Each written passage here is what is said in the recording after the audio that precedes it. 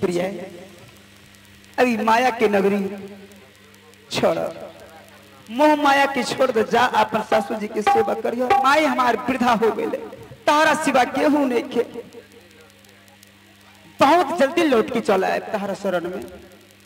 ठीक है, जैसी आप क्या के हो स्वामी। ठीक है, जा हाई लेके जा।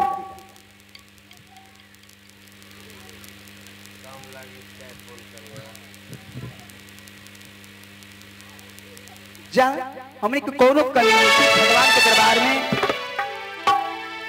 साधु महात्मा की झोली कभी कबो खाली ना रहेला। जा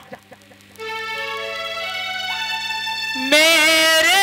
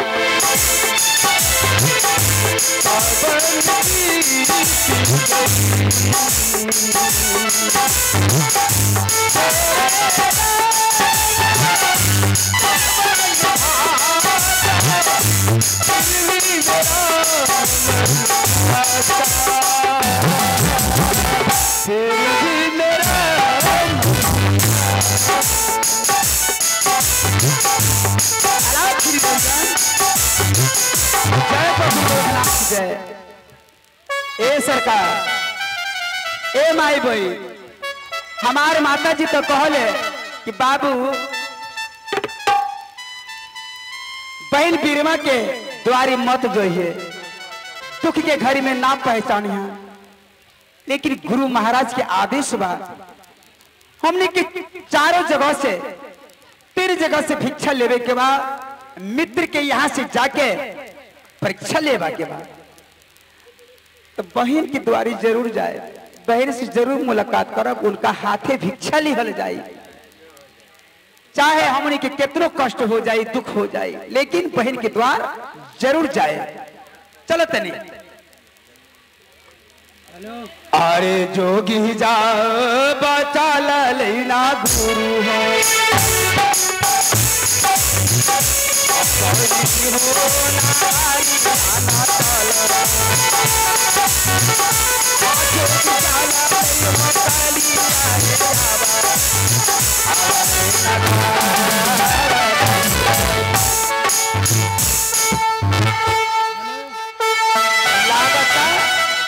निरंजन ये है बहन बीरमा के नगरी है। छोटी चुकी रानी तो बहन बीरमा के संगवा में नौकलिया बन के आ रही।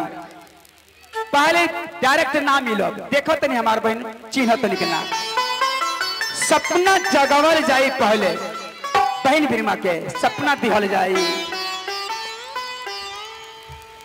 आगे सपना तो दिली आगे बीरमा आली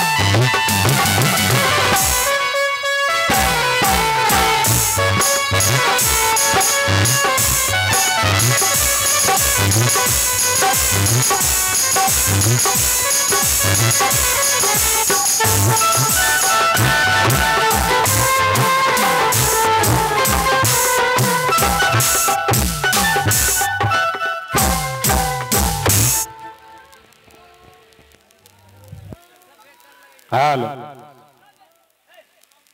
और आइए,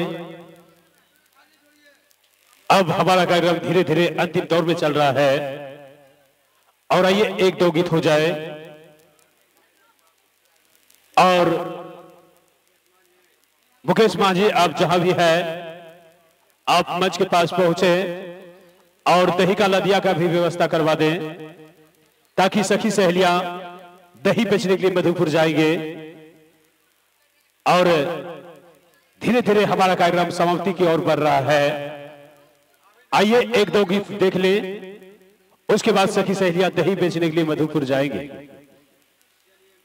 गिरिपति महोदय से मेरा अनुरोध है दही का लदिया का व्यवस्था करवा दें। और आइए कुछ रिकॉर्डिंग हो जाए।